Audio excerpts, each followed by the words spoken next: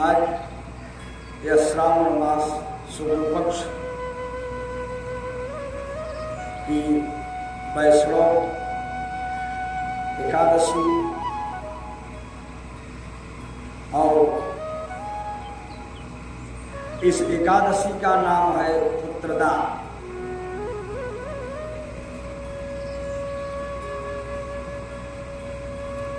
धर्मराज युधिष्ठिर जी ने भगवान वासुदेव कृष्ण से पूछा कि मधुसूदन श्रावण मास के शुक्ल पक्ष में किस नाम की एकादशी होती है, कृपया मेरे सामने उसका वर्णन कीजिए। श्री भगवान कृष्ण बोले कि राजन, प्राचीन काल की बात है, द्वापर युग में प्रारंभ का समय था। महिष्मतीपुर में राजा महाजीत अपने राज्य का पालन करते थे, किंतु उन्हें कोई पुत्र नहीं था, इसलिए वह राज्य उन्हें सुखदायक नहीं प्रतीत होता था। अपनी अवस्था अधिक देख राजा को बड़ी चिंता हुई। उन्होंने प्रजा वर्ग में बैठकर इस प्रकार कहा, प्रजाजनों, इस जन्म में मुझसे कोई पातक नहीं हुआ। मैंने अपने खजाने में अनन्यान से कमाया हुआ धन नहीं रखा और ब्राह्मण और देवताओं का धन भी मैंने नहीं लिया। प्रजा का पुत्रवत पालन किया, धर्म से पृथ्वी पर अधिकार जमाया तथा दुष्टों को वे बंधु और पुत्रों के समान ही क्यों न हो, जो जैसा था उसको वैसा दंड दिया। श्रेष्ठ पुरुषों का सदा सम्मान किया और किसी को द्वेष का पात्र नहीं समझा।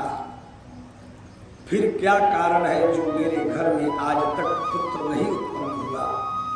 आप लोग इसका विचार करें। राजा के ये वचन सुनकर प्रजा और पुरोहित के साथ ब्राह्मणों ने उनके हित का विचार करके गहन वन में प्रवेश किया। राजा का कल्याण चाहने वाले सभी लोग इधर उधर घूमकर ऋषि सेवित आश्रमों की तलाश करने लगे। इतने में ही उन्हें मुनि श्रेष्ठ लोमस का दर्शन हुआ। लोमस जी धर्म के तत्वज्ञ हैं, संपूर्ण शास्त्रों के विशिष्ट विद्वान, दीर्घायु और महात्मा है। उनका शरीर लोम से भरा हुआ है। वे ब्रह्मा जी के समान तेजस्वी हैं और एक एक कल्प बीतने पर उनके शरीर का एक एक रोम विशीर्ण होता, टूट कर गिरता है, इसलिए उनका नाम लोमस हुआ। लोमस ऋषि बड़े ही तपस्वी और बड़े ज्ञानी और उनका एक कल्प 4 युग बीतने पर एक कल्प कहा जाता है और एक कल्प बीतने पर उनका एक शरीर का रोमा गिरता है। वे महामुनि तीनों कालों की बात जानते हैं। उन्हें देखकर सब लोगों को बड़ा हर्ष हुआ और उन्हें निकट आया देखकर लोमस जी ने पूछा, तुम सब लोग किस लिए यहाँ आए हो? अपने आगमन का कारण बताओ। तुम लोगों के लिए जो हितकर कार्य होगा उसे मैं अवश्य बताऊंगा। प्रजाओं ने कहा कि ब्राह्मण, इस समय हम महिजित नाम वाले जो राजा हैं उन्हें कोई पुत्र नहीं है। हम लोग उन्हीं की प्रजा हैं और जिनका उन्होंने पुत्र की भांति पालन किया है, और उन्हें पुत्रहीन देखकर उनके दुख के दुखित वो हम तपस्या करने का दृढ़ निश्चय करके यहाँ आए हैं। द्विजोत्तम राजा के भाग्य से इस समय हमें अपना दर्शन मिल गया है।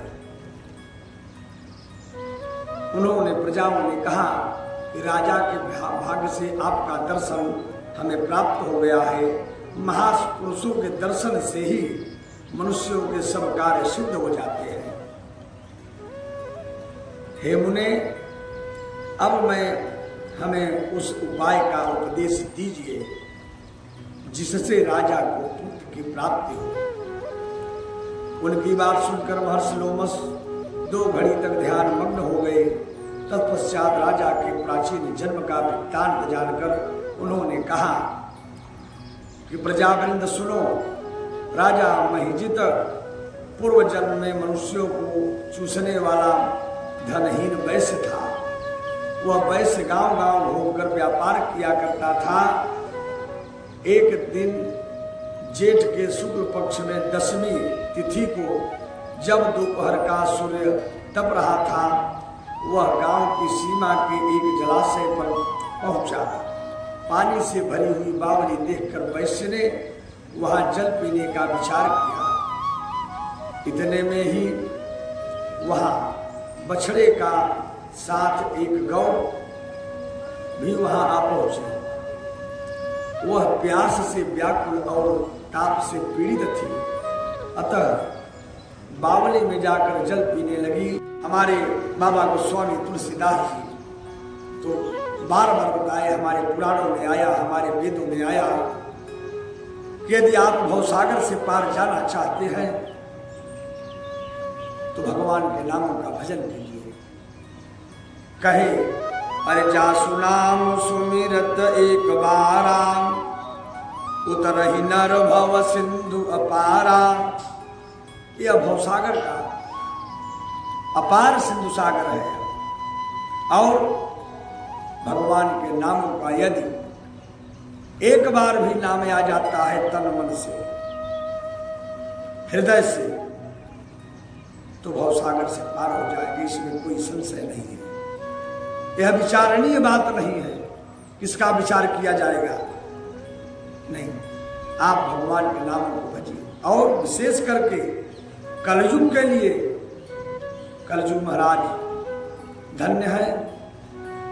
कहा गया अब कलयुग केवल नाम यधारा, और सुमिर सुमिर नर उतर ही पारा। कलयुग में केवल नाम ही आधार है और कुछ भी नहीं। आप उनको भजन करिए, भजते रहिए, और जब आप भजते भजते भजते अजपा जप की स्थिति में हो जाएंगे तो आपको बाहरी चीज से, बाहरी वस्तु के सांसारिक वस्तु से वह आप मुख मोड़ लेंगे, अंतर्मुखी हो जाएंगे। कहना बड़ा सरल है माई बाप, लेकिन अपने ऊपर लाना बड़ा कठिन है। बात बनाना तो बड़ा आसान है, लेकिन करके दिखाना मुश्किल है। इसलिए कहिए मत, वह अपने ऊपर धारण कीजिए, उसको लागू कीजिए, उस पर चलिए। उपदेश देना बड़ा सरल है। बाबा गोस्वामी तुलसीदास जी फिर उन्हीं के शरण में जाना होगा। उन्होंने बता दिए कलयुग में अरे पर उपदेशा कुशल बहु तेरे। उपदेश देना है, देंगे, लेकिन अपने ऊपर लागू नहीं कर पाएंगे। क्षमा कीजिएगा, कोई सुनने के लिए तैयार नहीं है। वह कहना चाहता है, अच्छी बात है, कहिए, लेकिन फिर भी मैं कहता हूं, मैं निवेदन करता हूं, कहना और सुनना दोनों को अपने ऊपर लागू कीजिए। कहते रहिए, सुनते रहिए। इसीलिए कहा गया अरे कहता सुनात सब कर ही तो होई। कहते हुए सुनते हुए सबका हित तो होता है। इसलिए कहिए और सुनिए, दोनों करिए। आप किसी को भजेंगे, राम को भजेंगे, ओम को भजेंगे, शिव को भजेंगे, वह एक ही है। परमात्मा एक है, वह अनेक नहीं है। एको हम द्वितीयो नास्ति, परमात्मा एक ही है।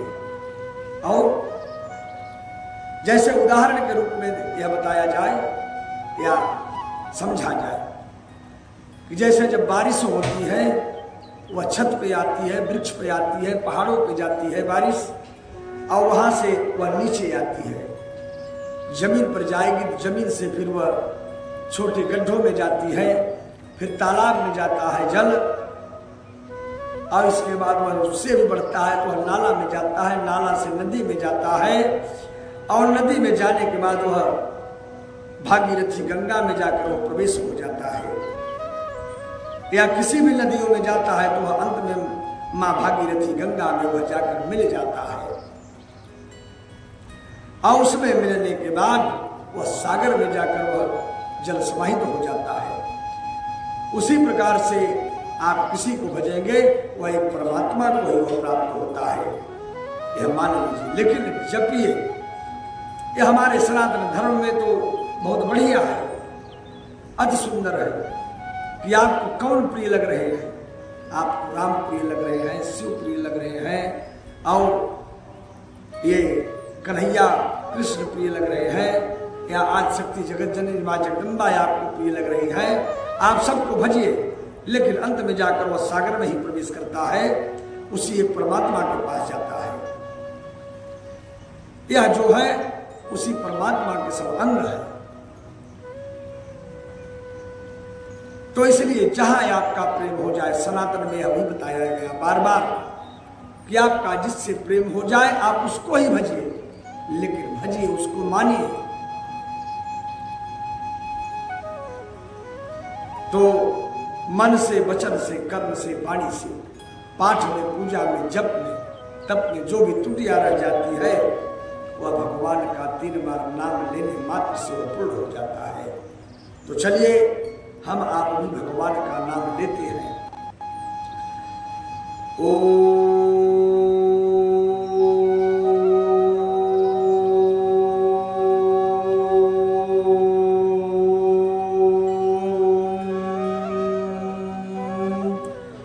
विष्णवे नमः।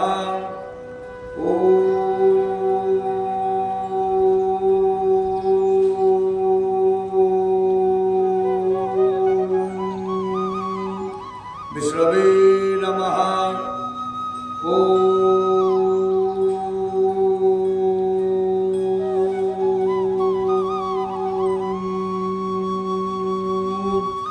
विष्णवे नमः। श्यावर रामचंद्र की जय। श्री वृंदावन बिहारी लाल की जय। उमापति महादेव की जय। पवन सुत हनुमान की जय। आदि शक्ति जगत जननी जगदम्बे मातु की जय। गंगा मैया की जय। जमुना मैया की जय। सरयू मैया की जय। त्रिवेणी मैया की जय। प्रयागराज धाम की जय। अक्षयवट धाम की जय। बेड़ी माधव की जय। श्रीमद्भागवत महापुराण की जय। श्री वेद भगवान की जय। व्यास जी महाराज की जय। सुखदेव जी महाराज की जय। अपने अपने गुरु महाराज की जय। श्री सद्गुरुदेव महाराज की जय। अपने अपने माता पिता की जय। भारत माता की जय। गौ माता की जय। धर्म की जय हो, अधर्म का नाश हो, प्राणियों में सद्भावना हो, विश्व का कल्याण हो, गोहत्या समाप्त हो। ओम नमः पार्वती पतये हर हर महादेव।